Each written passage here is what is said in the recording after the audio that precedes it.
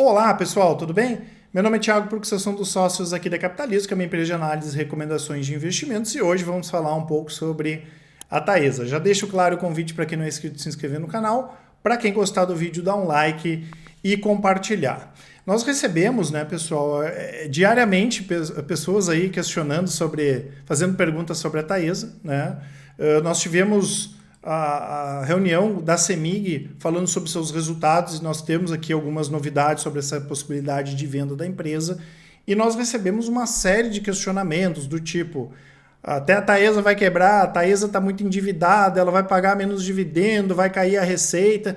Então vamos aproveitar aqui para comentar um pouco sobre essas questões e por que, né, na avaliação dos nossos analistas que estão trazendo aqui essas informações para vocês, a gente entende que tem muita coisa, que tem muita gente fazendo griteiro, como diz o outro à toa, e que a gente não vê nenhum motivo hoje para a venda da Taesa, nem pensando no longo prazo, nem pensando no médio prazo, especialmente pela possibilidade de venda da empresa, né? A gente já comentou aqui algumas vezes que acha esse setor, esse segmento de transmissão fantástico, né? A gente não pode esquecer que o setor elétrico como um todo ele é muito bem organizado hoje, tanto que nós temos uma grande participação privada, né? Talvez seja o setor mais redondinho hoje da Bolsa, o setor elétrico, até porque toda a regulação do setor, né, pessoal, começou a ser ajustada lá em 95, 98 com o movimento de privatização, isso ainda na época do Fernando Henrique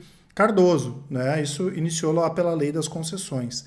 E a gente pega, por exemplo, o setor de saneamento, que não é um setor que a gente gosta tanto quando a gente fala em utilidades públicas, o marco do saneamento saiu agora, né? Então o setor elétrico é um setor bastante redondinho e essas empresas, né, que trabalham com transmissão, tanto que a gente já viu várias aumentar a participação da receita em transmissão, trabalham com o filé do mercado, tá? Essa parte aqui é que tem a previsibilidade maior de receita, tem uma forte geração de caixa e, por consequência, são boas pagadoras de dividendos, né? A Taesa está sempre aparecendo na lista aí das maiores pagadoras de dividendos, tá? Então a Taesa hoje tem 39 concessões, 10 são concessões da holding, 10 são investidas e tem 19 participações, né?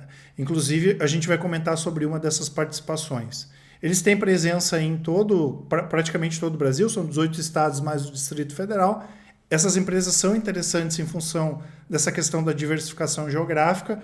Hoje o prazo médio aí das concessões é em torno de 17 anos. A base é muito boa, tá, pessoal? A base de ativos é premium, é uma base muito boa.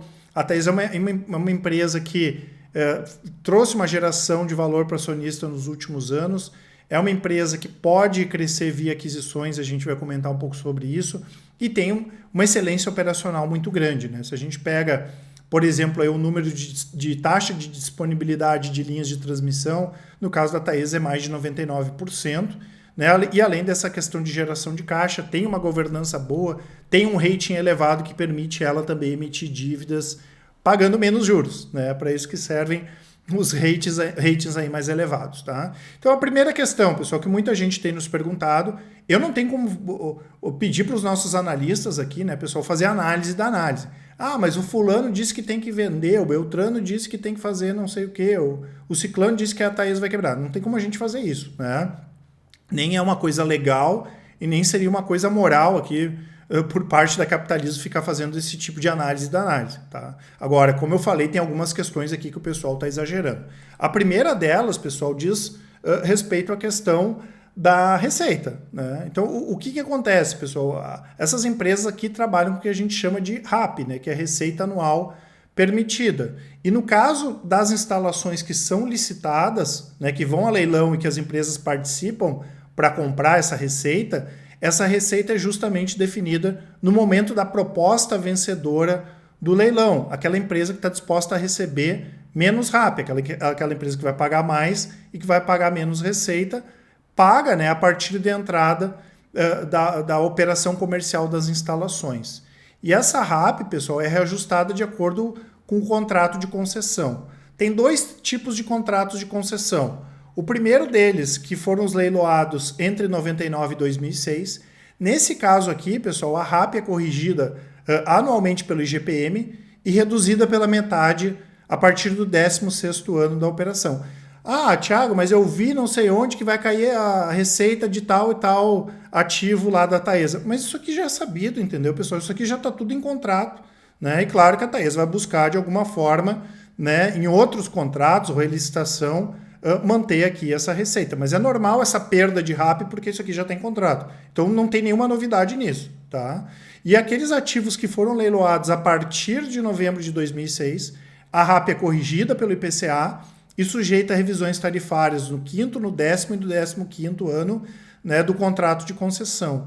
E lembrando aqui que ambas as categorias têm 30 anos de prazo de concessão. Tá? A Taesa aqui já estuda, né, pessoal, claro, participar de novos leilões de linhas de transmissão. Os resultados da Taesa têm sido bons principalmente por causa do IGPM e do IPCA. E como o IGPM e o IPCA dificilmente em 2022 vão ser tão altos quanto em 2021, é provável sim que o resultado da Taesa seja um pouco mais fraco em 2022. Mas mesmo que seja, não tem problema nenhum.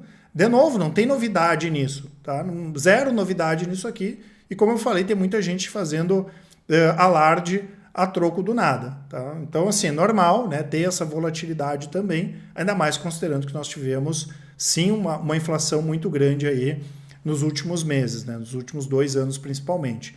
Então, as concessões da Taesa começam a vencer ali 2031, 2032, eles têm que acompanhar que condições elas vão ser relicitadas, né? A Taesa vai participar de novos leilões aí quando tiver de linhas de transmissão, mas tem que comprar num preço adequado. Isso também não pode comprar linhas e projetos que ela não vai ter um retorno interessante, porque ela corre o risco de ter uma queda nesse retorno. E ela pode também, né, pessoal, investir fora dessa questão dos leilões, né? A gente pega, por exemplo, as oportunidades que nós temos aí em projetos na parte de energia eólica, né, de parques eólicos. A Taesa pode, por exemplo, trabalhar, né, ligando os parques eólicos com linhas de transmissão. Tá? Inclusive falta linha de transmissão para as empresas, principalmente no Nordeste, aqui, energia eólica, enfim. Então ela pode trabalhar nesse sentido. Então não tem nada demais, né, pessoal? Caso a receita caia, isso pode acontecer com Transmissão Paulista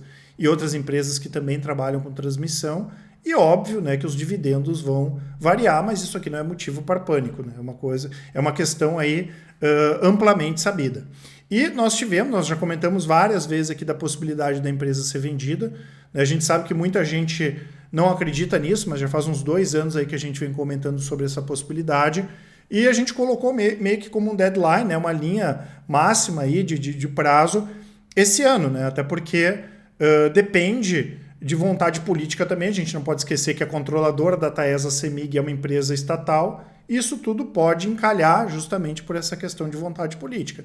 Claro que se não é reeleito o governador hoje que está em Minas, praticamente aí a gente zera essa questão se as vendas não saírem esse ano. E se o governador que está lá for eleito, em algum momento a gente entende sim que possa sair a venda, mas que tem uma grande chance de ainda sair esse ano. Não, ninguém está falando, né, pessoal, para comprar porque a empresa vai ser vendida, não isso. Mas quem já está posicionado na empresa, possivelmente aproveitar um up das ações, né, uma boa alta das ações, caso a empresa realmente seja vendida. Esse é um dos motivos principais que a gente entende que não faz sentido nenhum vender as ações hoje. Tá? E o que acontece, pessoal? A CEMIG já fez venda da Light, inclusive eles venderam essa participação na Light com prejuízo. E eles têm, né, eles já fizeram desinvestimentos da Renova também, que inclusive está em fases finais aí de conclusão. E, por exemplo, na Light eles tiveram prejuízo na operação. Então eles podem pegar esse prejuízo e abater de uma outra venda que eles façam com lucro. E eles têm outras participações para vender. Eles têm a Joy Venture com a Vale, né, a Aliança Energia, tem a Santo Antônio Energia, tem a Norte Energia, que é a concessionária de Belo Monte. E quando a gente olha esses ativos, o mais fácil de vender é a Taesa. Bem menos complexo do que os outros ativos. Né? Essa aqui, pessoal, é a estrutura societária da Taesa. Nós temos aqui a CEMIG com quase 37% das ações ordinárias.